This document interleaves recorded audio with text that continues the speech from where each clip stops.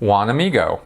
Regarding declarations of suppressive persons, who exactly has the authority to make the declaration?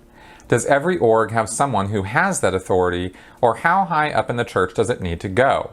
Are there ever acknowledged mistakes in the declarations, or, as with so many things, is the church absolutely never wrong about it? All right, here's how somebody gets declared a suppressive person. It's not just by whim, for the most part. David Miscavige has the power and authority to just verbally declare somebody and off they go, right? That has happened. And it would be followed up later by this procedure, but he has the authority to do that. You don't generally see that going on with lower echelon staff members, or Sea Org members, I should say. Theoretically, Sea Org missionaries have the authority to do that, but I've never really seen it done where it's stuck for any real length of time.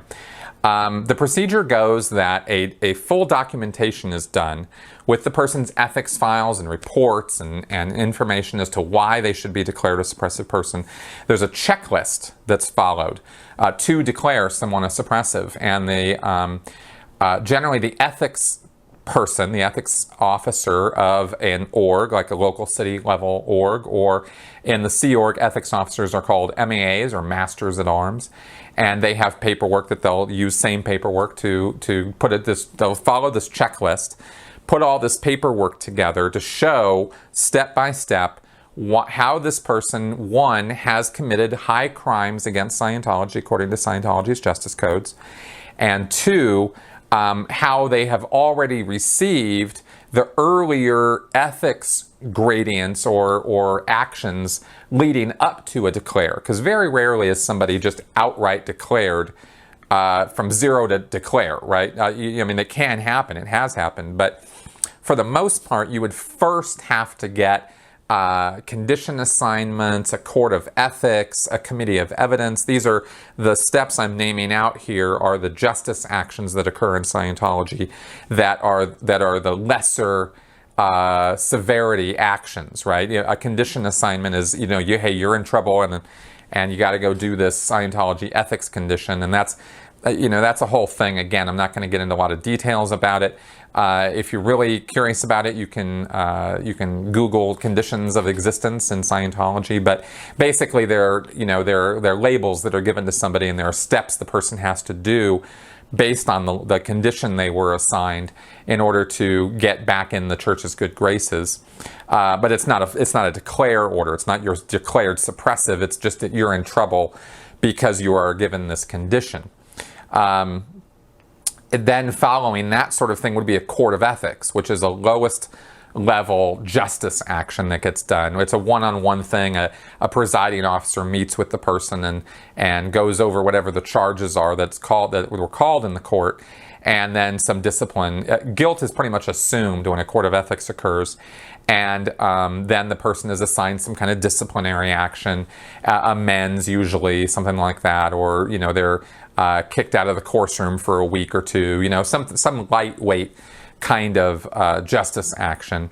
And if the person keeps screwing up and keeps committing crimes or high crimes in Scientology, then they could end up in front of a committee of evidence, which is a much more severe form of Scientology justice, where it's a panel of people, I think 3 to 5 people, who meet with the person, go over all the charges. The person gets to plea innocent or guilty to each of them, and give evidence and give information as to why those charges are or are not factual. And then the committee decides and meets amongst themselves and decides what's going to happen. And then the severity of the actions taken against the person are much steeper than the court of ethics. A person could be ordered to auditing or sec checking, or could be ordered to make amends, hundreds of hours of amends, this kind of thing, to restitute for the wrongs that they committed, right? That's the committee of evidence. And then if all those things have been done and the person's still screwing up, then you get to a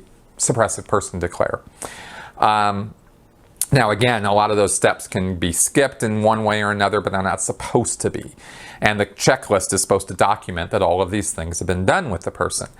And once this checklist is put together, it's a whole pack, and it's called a CSW, or Completed Staff Work. It's an administrative package of information in a folder with the person's name on it. It gets sent to, it's either put together by or is sent to the Continental Justice Chief, right? Every Scientology sector, Western United States, Eastern United States, Canada, LATAM, which is Latin America, right? Europe, the United Kingdom, and ANZO, which is Australia, New Zealand, Oceania. Those are the continental sectors of Scientology worldwide. Each one of them has a Continental Justice Chief. That's his job. That's the name of his job. And his job is to review these submissions for suppressive person declares, as well as administrate standard Scientology justice procedures in his continental zone.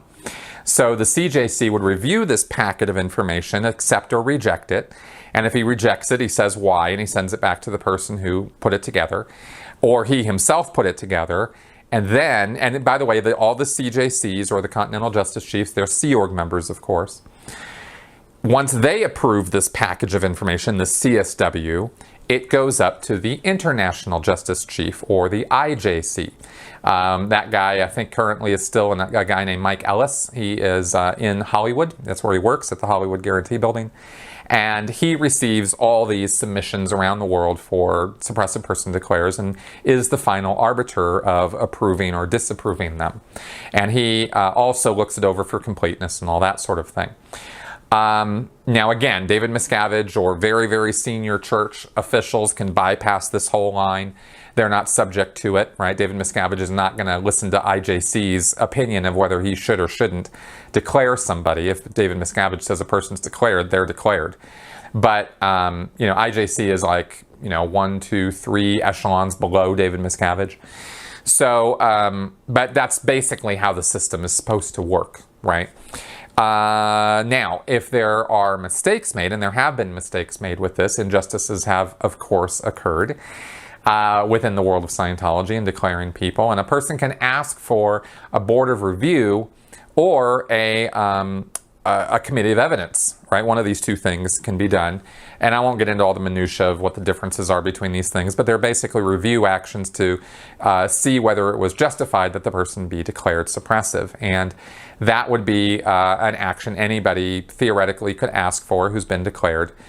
Sometimes it's granted, sometimes it's not. It's very arbitrary as to whether you're going to get that kind of justice, because once you're declared, then the only person in the church you can talk to or send any communication to at all is the International Justice Chief. And often they'll delegate that duty down to the Continental Justice Chief. So for example, if I was interested in having my declare lifted, then I could contact the CJC West US, because I'm in the Western United States, and I could say, please sir, let me, get a review on this and see whether this is justified or not.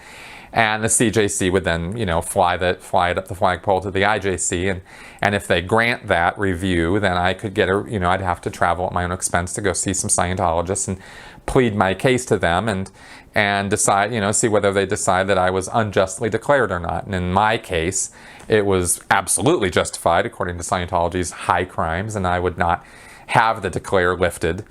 And so and if that review process fails and the person's still declared a suppressive person, then they have to do these A to E steps, step A, B, C, D, E, which are laid out in the Scientology Justice Codes. I laid them out in my book, what they are. And basically they're paying a lot of money, making a lot of amends, doing a lot of begging and pleading, and paying more money to make amends to the church so that they will consider you back in good standing with them, right? So that's basically the layout on it. I hope that all makes sense. There you go.